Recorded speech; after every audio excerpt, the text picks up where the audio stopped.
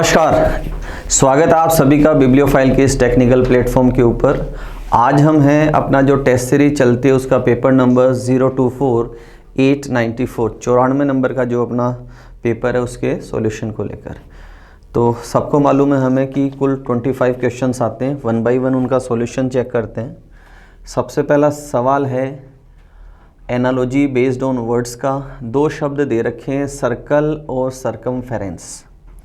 तो जो सर्कल है, वृत्त है, उसकी जो सीमा है वो कैलकुलेट किसके द्वारा की जाती है? सरकमफेरेंस के द्वारा। वैसे ही जो स्क्वायर है, जो वर्ग है, उसका जो एरिया है, उसकी जो सीमा है, उसको किससे कैलकुलेट करते हैं? पेरीमीटर। Got it? नेक्स्ट प्रश्न की तरफ चलते हैं। अगला सवाल है हमारा analogy again based on numbers का सवाल है। 42, 56 में रिलेशन बनाना है। तो सबसे पहले दिमाग में ये आ रहा है कि इसमें कुछ ऐड कर दूं, 14 ऐड कर दूं और उधर भी 14 ऐड कर दूं, बट ऐसा ऑप्शन अवेलेबल नहीं है। दूसरा तरीका, हम कोई भी नंबर स्क्वायर क्यूब के आसपास नहीं आ रहा है। Got it? दूर का रिलेशन आप लें तो देखो दिमाग में क्या आया कि अगर मैं 42 लूँ तो ये 7 का स्क्वायर 49 और -7 कर दूँ, और ये है 8 का स्क्वायर 64 और माइनस क्या कर दूँ? 8 कर दूँ। तो ये 7 का स्क्वायर और ये 8 का स्क्वायर। आगे लिया 11 का स्क्वायर, तो 11 का स्क्वायर 121 और उसमें से क्या कर दिया? 11 ही माइनस कर दिया। आगे ये कॉन्जिक्यूटिव नंबर है, 7 और 8 का स्क्वायर कॉन्जिक्यूटिव नंबर लिए, तो आगे मैं 11 के बाद 12 का स्क्वायर आता है 144 और उसमें से 12 ही माइनस कर दूँ तो मेरी वैल्यू कितना आया? 132। तो ऑप्शन क्या गया? मेरा सेकंड वाला ऑप्शन राइट आंसर है। अगर इसी सवाल को मैं दूसरे मेथड से करूं तो देखो 42 कैसे बनता दिखाई दे रहा है मुझे। 6 × 7 कितना होता है? 42, और आगे है 7 × 8, वो कितना हो गया? 56। तो कॉन्जिक्यूटिव नंबर्स हैं, उनका प्रोडक्ट लेके चल रहे हैं। तो मुझे अगर 110 बनाना हो तो मैं क्या करूँगा? 10 × 11 करूँगा, तो अगला क्या आ जाएगा? 11 × 12, तो भी वैल्यू हमारी कितनी आएगी? 132। तो दो तरीके से प्रश्न को बना सकते हैं। अगले प्रश्न की तरफ चलते हैं, question number 3। Again analogy based on letters का सवाल है। 3 वैरायटी आती है, तीनों के एक सवाल अवेलेबल है। अब देखो यहाँ आपने देखा क्लियरली कि ये सारे ही लेटर यहाँ रिपीट हो रहे हैं। अब लिखने का तरीका क्या है? यहाँ पर इसने राइट से तो वोवल को लिया है, राइट से किसको लिया है? जो स्वर हैं उसको लिया है, और लेफ्ट से जो कॉन्सोनेंट है उनको लिए। Got it? लेफ्ट से किसको लिया है? कॉन्सोनेंट को। राइट से देखो वोवल, पहले ई को लिखा, उसके बाद आई को लिखा, तो ई और आई। लेफ्ट से चला DRVN। अगेन यहाँ भी मैं क्या करूँगा? राइट से वोवल लूँगा, तो पहले कौन आएगा? यू, और उसके बाद आएगा ई। तो फर्स्ट ऑप्शन गलत है, दूसरा ऑप्शन गलत है, तीसरा ऑप्शन गलत है। ऑप्शन बचा ही कौन सा? फोर्थ ऑप्शन यहाँ राइट आंसर हो जाएगा। लेफ्ट से अगर मैं कॉन्सोनेंट को लूँ तो देखो BGM, तो फोर्थ ऑप्शन यहाँ परफेक्ट आंसर चला जाएगा। अगले सवाल की तरफ चलते हैं, question number 4। Odd one out का सवाल है। 4 शब्द दे रखे हैं, बिलियर्ड्स, टेनिस, वॉलीबॉल, बैडमिंटन। चारों से हम वाकिफ़ हैं। फ़र्क क्या है? चारों में बॉल यूज़ होती है, बट अगर मैं बात करूं बिलियर्ड्स, टेनिस और बैडमिंटन, तो यहाँ जो बॉल है उसको या तो स्टिक या रैकेट से हिट किया जाता है, बट वॉलीबॉल में ऐसा कुछ भी नहीं होता है। तो ऑप्शन बी यहाँ पर एलिमिनेट हो जाएगा। अगले प्रश्न की तरफ चलते हैं, question number 5। Again odd one out का सवाल है। 3 सवाल अमूमन हमें मिलते हैं एनालॉजी की, और 3 ही सवाल हमें अमूमन मिलते हैं क्लासिफिकेशन के। अगर मैं नंबर्स को देखूं तो क्लियरली विजिबल है, ये 10 का स्क्वायर है, ये 5 का क्यूब है, ये 11 का स्क्वायर है, और ये 12 का स्क्वायर है। तो 3 जो नंबर दे रखे हैं वो तो परफेक्ट स्क्वायर है, और एक क्यूब दे रखा है, तो क्यूब वाला यहाँ एलिमिनेट हो जाएगा। ऑप्शन 3 यहाँ एलिमिनेट हो जाएगा। अगले प्रश्न की तरफ चलते हैं, question number 6। Odd one out का सवाल है, नंबर बेस्ड सवाल है। देखो 4 डिजिट का अगर कोई सवाल हो तो सबसे पहले तो हम क्यूब चेक करते हैं, ठीक है, क्योंकि अमूमन क्यूब जो है 11 का जो क्यूब है उससे शुरू हो जाता है 1331 से, ठीक है। स्क्वायर 4 में बहुत ऊपर अगर आप जाते हैं तो 35 के आसपास ये निकल कर आता है। Got it? तो क्यूब का सबसे पहले 4 डिजिट में क्या देखना है? परफेक्ट क्यूब देखना है। क्यूब इसके अंदर दे नहीं रखा। उसके बाद जाता है एक तरीका जाता है अपने डिविजिबिलिटी का, कि किसी एक सर्टेन नंबर से डिविजिबल हो रहे हो। उसके बाद हम चेक करते हैं, उनका सम भी चेक किया जाता है कि डिजिट्स का सम कितना आ रहा है। तो देखो अगर मैं यहाँ सम चेक करूँ तो इनका सम है 28, अगर आप यहाँ चेक करें तो यहाँ सम आ रहा है 20, और यहाँ चेक करें तो सम आ रहा है 28, और यहाँ अगर आप सम चेक करें तो ये भी कितना आ रहा है 28। तो हमने देखा जो 3 नंबर है उनका डिजिट्स का सम 28 है और एक का है 20, तो ये सी ऑप्शन यहाँ पर एलिमिनेट हो जाएगा। अगले प्रश्न की तरफ चलते हैं, क्वेश्चन नंबर 7 सीरीज का सवाल है, और इस बार देखो ट्विस्ट क्या है, इसमें हमसे पूछा है कि गलत नंबर कौन सा है। अमूमन क्या होता है, मिसिंग टर्म फाइंड आउट करनी होती है, बट इसमें क्या दे रखा है कि एक नंबर गलत है। तो देखो अगर मैं राइट से शुरू करूँ तो 24 से 96 बनाऊँ तो दिख रहा है इंटू 4 करना पड़ेगा। 24 4 जा 96, 24 6 24 4 96। अब अगर मैं अगेन इसको अगर मैं 5 से गुणा करूँ तो वैल्यू चली जाती है अपने 450 से ऊपर, और अगर 4 से गुणा करूँ तो वैल्यू कितना जाएगी, 6 गुणा 4 24, 36 और 2 38, 384। तो यहाँ नंबर क्या आना चाहिए 384। अब अगेन मैं इसको मल्टीप्लाई करूँ 384 को किससे 4 से, तो देखो यहाँ वैल्यू क्या आती है 4 चौक 16, 32 और 1 33, 3 12 और 3 15। तो परफेक्ट वैल्यू जा रही है यहाँ पर। ये सब में मुझे क्या करना पड़ रहा है, इंटू 4 करना पड़ रहा है, अगेन इंटू 4 करना पड़ रहा है और अगेन इंटू 4 करना पड़ रहा है। तो 386 की जगह क्या आना चाहिए 384। तो ऑप्शन बी यहाँ एलिमिनेट हो जाएगा कि 386 है वो गलत नंबर है। अगले प्रश्न की तरफ चलते हैं, क्वेश्चन नंबर 8 फिलर्स का सवाल है, लेटर सीरीज है। तो सबसे पहले लेटर सीरीज के सवाल करते हैं। तो सबसे पहला काम है काउंटिंग करना, और दूसरा काम है इसमें रिक्त स्थान कितने, फिलर्स कितने। तो रिक्त स्थान 4 है और ऑप्शन भी 4 लेटर के हैं। काउंटिंग अगर मैं करूं तो देखो काउंटिंग 5 6 10 13 14 और 4 18 है। कितने 18। तो 18 में या तो 3 का ग्रुप बनता है और या 6 का ग्रुप बनाते हैं। या तो ग्रुप कितने लेटर्स का बनाएंगे 3 लेटर्स का, या ग्रुप कितने का बनाएंगे 6 लेटर का। Got it. तो 3 लेटर्स के ग्रुप बना के मैं देखता हूँ। अगर मैं इसका ब्रेकडाउन करूँ, देखो ये ब्रेकडाउन किया। अब अगर मैं पढ़ना शुरू करूँ तो फर्स्ट पोजीशन क्या बता रही है, ए बी ए, फिर वापस बी आना है, फिर ए और बी। तो फर्स्ट के पोजीशन है वो अपना बैठ गया कि ए बी क्या चल रहा है, ऑल्टरनेट चल रहा है। सेकेंड को अगर मैं देखूँ तो देखो यहाँ क्या दिखाई दे रहा है, सी ए ऑल्टरनेट चल रही है। तो ए सी से ए, फिर सी ए, अगेन सी, और यहाँ क्या आ जाए ए आ जाए। तो ये सीक्वेंस भी बैठ गई। अगर मैं थर्ड को कंपेयर करूँ तो थर्ड में देखो क्या दिखाई दे रहा है, सी बी सी, और यहाँ भी सामने दे रखा है। तो सारी सीरीज क्या चल रही है, ऑल्टरनेट 3 में अपना बैठ रहा है सीक्वेंस। तो 6 की तरफ जाने की ज़रूरत नहीं। अब ऑप्शन मैच कर लो, ए सी तो यहाँ नहीं है, यहाँ नहीं है, ए सी यहाँ दे रखा है और बी ए। तो सेकंड ऑप्शन मेरा यहाँ राइट आंसर चला जाएगा। अगले सवाल की तरफ चलते हैं, क्वेश्चन नंबर 9 5 शब्द दे रखे हैं, उनको इनका जो प्रॉपर सीक्वेंस है उसके अंदर हमें इनको अरेंज करना है। तो टिश्यू, ऑर्गन, कोशिका, परमाणु, अणु। तो सबसे स्मॉलेस्ट यूनिट क्या हो गई, एटम। एटम से क्या बनता है, मॉलिक्यूल। तो पहले आना है 3 नंबर को और उसके बाद आना है 5 नंबर को। तो पहला ऑप्शन गलत, ये 2 सही जा रहे हैं। अब मॉलिक्यूल से क्या बने, कोशिका। कोशिका से क्या बने, टिश्यू, और टिश्यू से क्या बने, ऑर्गन। तो उसके बाद कौन आएगा, 412। तो 412 ऑप्शन बी मेरा यहाँ पर राइट आंसर चला जाएगा। अगले सवाल की तरफ चलते हैं, क्वेश्चन नंबर 10 की बात करें। कोडिंग डिकोडिंग का सवाल है और एक वर्ड दे रखा है और उसका कोड दे रखा है। तो यहाँ हम देख सकते हैं कि ये रिपीटेशन हो रहा है, ये सारे लेटर यहाँ रिपीट हो रहे हैं। उसी कूट में किस शब्द को, मतलब हमें जो वर्ड है वर्ड रिकॉग्नाइज करना है जिसका कोड ये बना है।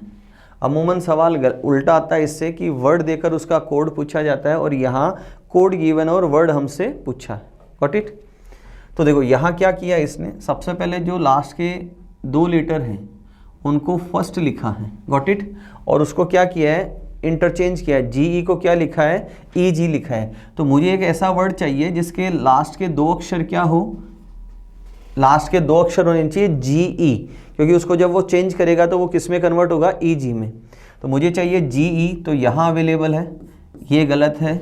जीई यहाँ अवेलेबल है और ये गलत है। तो 2 ऑप्शन मेरे एलिमिनेट हो गए। थर्ड और फोर्थ बच्चे मेरे पास कितने हैं, 2 ऑप्शन बचे। उसके बाद क्या किया है, पहले जो अक्षर है उनको एज इट इज़ लिखा है, पहले दो अक्षरों को एज इट इज़ लिखा है। तो यहाँ पी आर है, तो मुझे फर्स्ट पोजीशन पे क्या चाहिए, पी आर, यहाँ पी ई है तो ये एलिमिनेट हो गया, यहाँ पी आर दे रखा है, तो ऑप्शन बी मेरा यहाँ पर राइट आंसर हो जाएगा। अगर मैं एग्जाम पॉइंट ऑफ व्यू की बात करूँ, मुझे पूरा चेक नहीं करना है अगर मेरा आंसर एलिमिनेट हो रहा है तो। उसके बाद आप देख सकते हैं इसने जो यहाँ राइट साइड से फिर एक पेयर बनाया आई डी और उसको इंटरचेंज किया डी आई में। तो राइट से अगर मैं दो लेटर उठाऊं टी आई और उसको क्या लिखा है आई टी। Got it. अगले प्रश्न की तरफ चलते हैं, क्वेश्चन नंबर 11। अगला सवाल है एज का सवाल है, जो हम एरिथमेटिक के अंदर पढ़ते हैं, मैथमेटिकल ऑपरेशन अपना एक टॉपिक आता है। इसने कहा 3 वर्ष पहले पति पत्नी और उनके बच्चों की औसत आयु कितना थी, 21 वर्ष थी। तो देखें सवाल बनाते हैं हम। 3 वर्ष पहले आयु कितनी थी, एवरेज आयु थी 27 वर्ष। 5 वर्ष पहले पत्नी और बच्चे की आयु 20 वर्ष थी, तो पति की वर्तमान आयु बतानी है। देखो स्केल लेता हूँ मैं, ये प्रेजेंट है, वर्तमान को इंडिकेट कर रहा है, और इसने कहा 3 साल पहले, बिफोर 3 years ago। तो पति पत्नी और बच्चा, तो हस्बैंड वाइफ और चाइल्ड, उनकी आयु का योग कितना था, एवरेज 27 थी। तो अगर मैं एज का सम की बात करूं तो ये सम हो जाएगा 81। तीनों का औसत कितना था 27, तो इंटू 3 कर दूंगा तो उनका सम आ गया। फिर उसने कहा और 5 वर्ष पहले, मतलब अगर मैं इधर आ जाऊं कितना, 2 साल और पहले अगर मैं आ जाऊं 5 वर्ष पहले, पत्नी और बच्चे की आयु, वाइफ और जो बच्चा है चाइल्ड है उसकी आयु का औसत कितना था 20। इसका मतलब आयु का सम कितना था 40। आयु का सम कितना था 40। 5 साल पहले पत्नी और बच्चे का सम था 40। तो इसका मतलब 3 साल यहाँ अगर मैं आऊँ तो दोनों की आयु कितनी बढ़ जाएगी, 2-2 वर्ष बढ़ जाएगी। तो यहाँ सम कितना हो जाएगा, मतलब 2 पत्नी की बढ़ी और 2 बच्चे की बढ़ी, तो यहाँ सम कितना हो गया 44। पत्नी और बच्चे की आयु का योग कितना हुआ, 3 साल पहले मतलब 2 साल बढ़ाया तो कितना हुआ 44। अब यहाँ डिफरेंस कितना आ रहा है 37। यहाँ डिफरेंस कितना आ रहा है 37। ये डिफरेंस किसको इंडिकेट कर रहा है, जो पति है उसकी आयु को इंडिकेट कर रहा है। 3 साल पहले पति पत्नी और बच्चे की आयु का योग कितना था 81, और 3 साल पहले पत्नी और बच्चे की आयु का योग कितना था 44। तो डिफरेंस किसको इंडिकेट करता है, पति की 3 साल पहले आयु कितनी थी 37। अब हमसे पूछा है कि पति की वर्तमान आयु कितनी है, तो इसमें 3 मैं ऐड कर दूंगा तो वर्तमान आयु कितनी आ जाएगी 40। तो फर्स्ट ऑप्शन मेरा यहाँ राइट आंसर चला जाएगा। अगले सवाल की तरफ चलते हैं, क्वेश्चन नंबर 12 की बात करें। कुल 25 सवाल आते हैं, आधा पड़ाव पार कर चुके हैं हम। इसने पूछा एक शब्द बड़े अक्षरों में दिया गया है, इसके बाद 4 शब्द लिखे हैं, इनमें से 3 शब्द के अक्षरों द्वारा बनाए जा सकते हैं, तो हमें उसको पहचानना है जो नहीं बनाया जा सकता। हमेशा ये ध्यान रखना है कि सामने वाला क्या पूछ रहा है, जो बनाया जा सकता है उसके बारे में या जो नहीं बनाया जा सकता उसके बारे में। तो यहाँ देखो फर्स्ट वर्ड है लैंड, LAND बन रहा है यहाँ पर। उसके बाद दे रखा है SEAL, ये दोनों ऑप्शन जा रहे हैं। फिर दे रखा है डैम, DAMN, DAM और N। बचा माइंड, तो MI नहीं है, तो फोर्थ ऑप्शन यहाँ पर एलिमिनेट हो जाएगा कि ये इसमें नहीं बनेगा। अगले प्रश्न की तरफ चलते हैं, क्वेश्चन नंबर 12। डायरेक्शन का एक सवाल दे रखा है और इसमें कहा एक व्यक्ति 4 किलोमीटर ईस्ट की ओर जाता है। यहाँ से चलना शुरू किया, मैंने ये लिया स्टार्टिंग पॉइंट और ये ईस्ट की तरफ गया, कितना 4। लेफ़्ट मुड़ता है और 4 किलोमीटर चलता है। लेफ़्ट का मतलब हमने सीखा है एंटी क्लॉकवाइज मुड़ना, तो वो ईस्ट की तरफ जा रहा है और लेफ़्ट मुड़ा, एंटी क्लॉक मुड़ा और कितना चला 4। फिर वह लेफ़्ट मुड़ता है, लेफ़्ट का मतलब क्या हुआ, अगेन एंटी क्लॉक मुड़ना और कितना चला 4। अब पूछा अब वह किस दिशा में देख रहा है, तो ये फेसिंग कौन सी होगी, वेस्ट फेसिंग होगी। तो थर्ड ऑप्शन मेरा यहाँ राइट आंसर चला जाएगा। अगले प्रश्न की तरफ चलते हैं, क्वेश्चन नंबर 14। मिसिंग नंबर का सवाल दे रखा है। सवाल को देखने पे पता चल रहा है कि मुझे चलना किस में है, कॉलम के अंदर, क्योंकि छोटे से बड़े मतलब मैं बॉटम से टॉप की तरफ जाऊंगा। अब बना क्या है इसमें, देखो 96 डिवाइडेड बाई 6 अगर मैं करूं तो वैल्यू कितनी आती है 16, और 16 और 5 का अगर मैं सम कर दूं तो नंबर कितना बनता है 21। सेम अगर मैं इसको यहाँ फॉलो करूँ 100 डिवाइडेड बाई 4 तो 25 आएगी वैल्यू, और उसमें +7 कर दूँ तो वैल्यू कितना बनेगी 32। यही फॉलो मुझे आगे करना है, तो यहाँ आया 22 +3 कर दूँ तो वैल्यू आएगी 5। तो ऑप्शन बी मेरा यहाँ पर राइट आंसर हो जाएगा।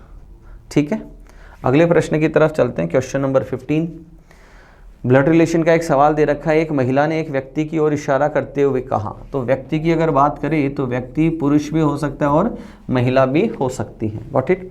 तो एक महिला ने एक व्यक्ति की ओर इशारा करते हुए, एक महिला ने एक व्यक्ति की ओर इशारा करते हुए कहा क्या, कि वह मेरे पिता, किसके पिता, महिला के पिता। तो मैंने लिखा महिला और ये महिला के पिता, मेरे पिता की एकमात्र पुत्री। तो एकमात्र पुत्री कौन हो गई, वो महिला, और एकमात्र पुत्री का पुत्र है तो वो व्यक्ति कौन हो गया, वो व्यक्ति मेल हो गया। Got it.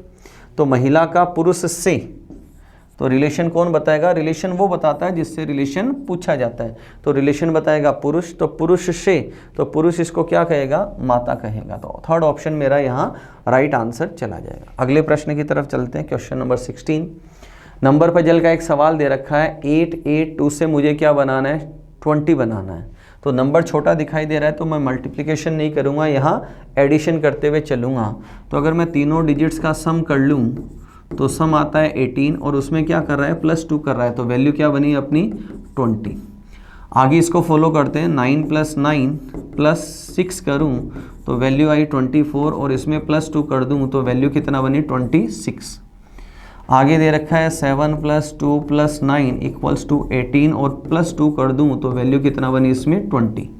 तो थर्ड ऑप्शन मेरा यहाँ पर राइट आंसर चला जाएगा। अगले प्रश्न की तरफ चलते हैं। क्वेश्चन नंबर 17 की बात करें।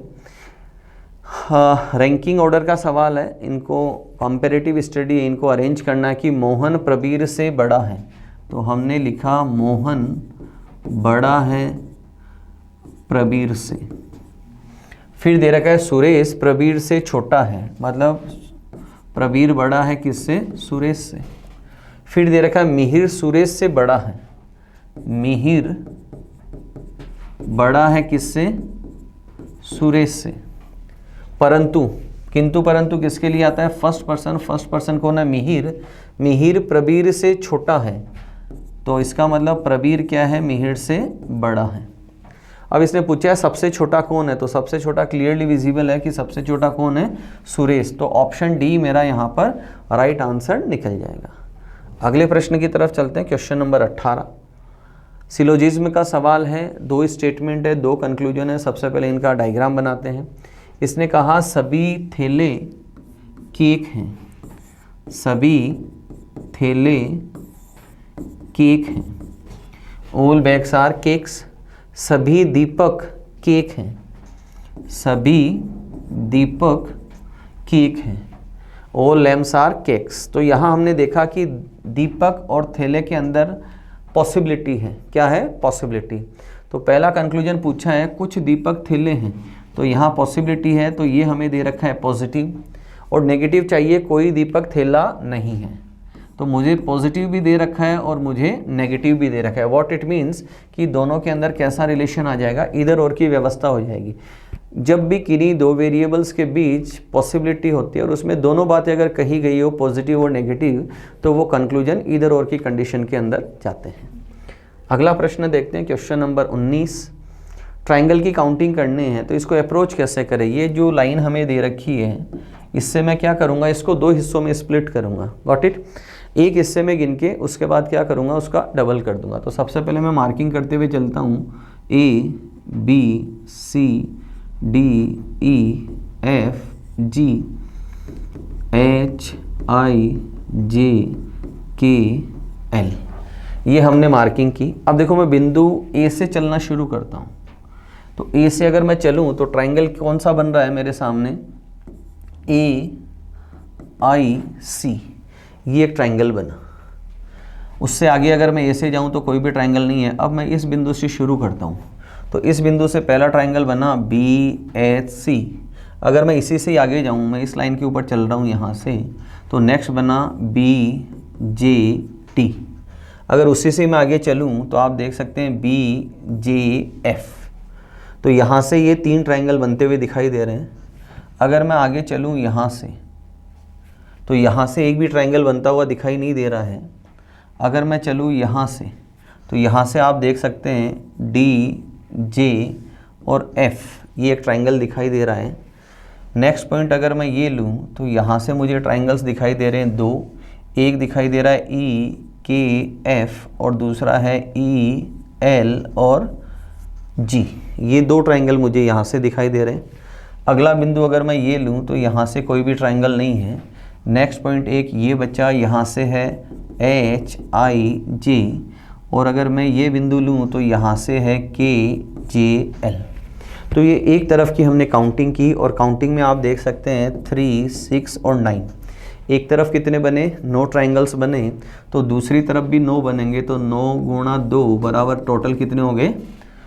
18 ट्राइंगल यहाँ पर कंबाइंड करने पे। अब हमें क्या करना है? इसको कंबाइंड करना है। कंबाइंड करूँ तो देखो आपको ट्राइंगल्स अगर मैं इसको और बढ़ाऊँ, जे के बाद यहाँ मैं ले लूँ एल, फिर एम, एन, ओ, पी और क्यू। Got it? अब जो कंबाइंड ट्राइंगल्स हैं उनकी बात करते हैं। अगर मैं बिंदु ए लूँ तो ए से कंबाइंड करने पे आप दे सकते हैं ए आई एन, एक ट्राइंगल बना। अगर मैं बी से कंबाइंड करूँ यहाँ से तो आप देख सकते हैं बी एच एम और बी जे ओ, ये दो ट्राइंगल बने। तो अगर मैं यहाँ से इसका सेग्रीगेशन करूँ, दो हिस्सों में बांटूँ, तो लेफ्ट में अगर 3 आ रहे हैं तो राइट साइड में भी कितने आएंगे? 3। तो 3 × 2 इक्वल्स टू 6। तो टोटल मेरे ट्राइंगल्स कितने हो गए यहाँ पर? 24। तो थर्ड ऑप्शन मेरा यहाँ पर राइट आंसर चला जाएगा। अगले सवाल की तरफ चलते हैं। क्वेश्चन नंबर 20 की बात करें। एक डायग्राम है, उसको काट कर कुछ आकृतियाँ दी गई है। अब बताना है कि इनको अगर मैं समअप करूँ, कंबाइंड करूँ तो कौन सा डायग्राम बन सकता है। देखो अगर मैं बात करूँ कि ये हिस्सा अगर मैं लूँ तो ये हिस्सा देखो यहाँ दिखाई दे रहा है। टोटल देखो अगर इसके फ्रैक्शन करें, ये हिस्सा मुझे यहाँ दिखाई दे रहा है, ये हिस्सा मुझे इसमें, और ये इसमें थोड़ा नज़दीक दिखाई दे रहा है। इसमें ऐसा कोई हिस्सा नहीं है, इसमें भी फ्लैट हिस्सा नहीं दिखाई दे रहा है। अब इसके बगल में मैं इसको सेट कर दूँ यहाँ पर, तो देखो ये तो ये वाला हिस्सा दिखाई दे रहा है, ये हिस्सा दिखाई दे रहा है, ये हिस्सा दिखाई दे रहा है यहाँ, ये हिस्सा यहाँ दिखाई दे रहा है, और ये हिस्सा यहाँ। तो ऑप्शन बी में सारे एकदम व्यवस्थित तरीके से दिखाई दे रहे हैं। तो ऑप्शन बी मेरा क्या हो जाएगा? राइट आंसर हो जाएगा। अगले प्रश्न की तरफ चलते हैं। क्वेश्चन नंबर 21 मिरर रिफ्लेक्शन का सवाल है। और जब भी मिरर ईस्ट की तरफ रखा हो तो लेफ़्ट टू राइट रोटेशन होता है हमारा। अब हम इसकी बात करते हैं। जब इसमें एरो को देखूंगा तो ये एरो मुझे ऐसे दिखाई देगा, और इसके जस्ट पास में मुझे सर्कल दिखाई देगा। तो फर्स्ट ऑप्शन में नहीं है, सेकंड में है, थर्ड में है और फोर्थ में नहीं है। तो एलिमिनेट ही हो गए अपने 3 ऑप्शन। तो थर्ड ऑप्शन ही मेरा यहाँ पर राइट आंसर चला जाएगा। अगले प्रश्न की तरफ चलते हैं। क्वेश्चन नंबर 22 की बात करें। पेपर कटिंग फोल्डिंग का सवाल है। देखो जब ये हिस्सा यहाँ से यहाँ जब खुलकर वापस आएगा, मतलब इस तरफ ये जब आएगा, तो ये इसने पूरा इसको कवर कर रखा था। तो जब वापस खुलकर आएगा तो पूरा ये हिस्सा ऐसा का ऐसा हिस्सा इधर आएगा। तो यहाँ एक सर्कल बनेगा, ये कटिंग होगी, और उसके बाद एक पोर्शन यहाँ आएगा। और जब ये हिस्सा वापस खुलकर इस तरफ जाएगा, इस तरफ जाएगा, तो आप इसको पूरा देख सकते हैं। ये बगल में आएगा, ये हिस्सा यहाँ होना है, यहाँ होना है, यहाँ होना है, यहाँ होना और यहाँ होना। ये डायग्राम आपके सामने पूरा क्लियर है। अब आप ऑप्शन के ऊपर जाएं। ठीक है, तो पहला ऑप्शन गलत है। यहाँ आप देखो कॉर्नर के अंदर आपको 2-2 सर्कल दिखाई दे रहे हैं। पहला गलत है, दूसरा गलत है, तीसरे में है, चौथे में नहीं है। तो थर्ड ऑप्शन मेरा यहाँ राइट आंसर हो जाएगा। अगले सवाल की तरफ चलते हैं। Question number 23। इसने बोला है निम्नांकित संख्याओं में से कौन सी संख्या दीर्घ वृत्त के अंदर है? दीर्घ वृत्त के अंदर है। तो दीर्घ वृत्त ये है, तो इसमें नंबर कौन से आए? 10 आया, 8 आया, 7 आया और 1 आया। परंतु बेलन, तो बेलन मतलब ये सिलेंड्रिकल है और त्रिभुज के बाहर है। तो इसके 1 तो आ गया इसके अंदर, तो 1 को एलिमिनेट कर दूँ। और ट्राइंगल में 2 नंबर आ गए, 10 आ गया और 8 आ गया। तो नंबर बचा कौन सा? 7। तो थर्ड ऑप्शन मेरा यहाँ पर राइट आंसर हो जाएगा। सेकेंड लास्ट क्वेश्चन की तरफ चलते हैं आज के पेपर के। एम्बेडेड फिगर का सवाल है। एक फ़ोटो दे रखी है और पूछा है कि ये कहाँ पर सन्निहित है, एज इट इज़ कहाँ पर है। तो देखो अगर मैं ये वाला स्ट्रक्चर लूँ तो ये इसका रेप्लिका है, मतलब रिफ्लेक्शन है। ठीक है, ये इसका मिरर रिफ्लेक्शन है, यहाँ अवेलेबल नहीं है। और यहाँ आपको ये आकृति यहाँ दिखाई दे रही है। गॉट इट, जो एज इट इज़ है। तो ऑप्शन थर्ड मेरा यहाँ पर राइट आंसर चला जाएगा। अंतिम प्रश्न की तरफ चलते हैं आज के paper. Most awaited question number group determination का सवाल है। तो क्लियरली विजिबल है कि मुझे 3 और 4 से 24 बनाना है। तो पहला तरीका तो हुआ मैं 3 और 4 को गुणा करूं 12 और उसका डबल कर दूं तो 24। तो अगर मैं ऐसा ही कहीं देखूं, मैंने क्या किया 3 × 4 और इक्वल्स टू 12 और इंटू 2 कर दिया तो वैल्यू कितना है 24। एक तरीका है। अब इसको देखते ही अवेलेबल है या नहीं। तो इनको करेंगे तो 66 तो गलत हो गया, इनको करें 48 और 48 का डबल करूं तो ये होता है 96, ये भी गलत है। यहाँ कितना हुआ 16, 16 का डबल 32, ये भी गलत है। 36 और इंटू 2 कर दूँ तो कितना आ जाएगा 72। तो ऑप्शन डी मेरा यहाँ पर राइट आंसर है। ये थे आज के पेपर के 25 क्वेश्चंस। चीज़ों को समझे, कुछ नया मिला हो उसको अलग से नोट डाउन करें। अगले वीडियो में मिलेंगे नेक्स्ट पेपर के 25 क्वेश्चंस के साथ। तब तक अपना ध्यान रखें और मुस्कुराते रहें। Thank you.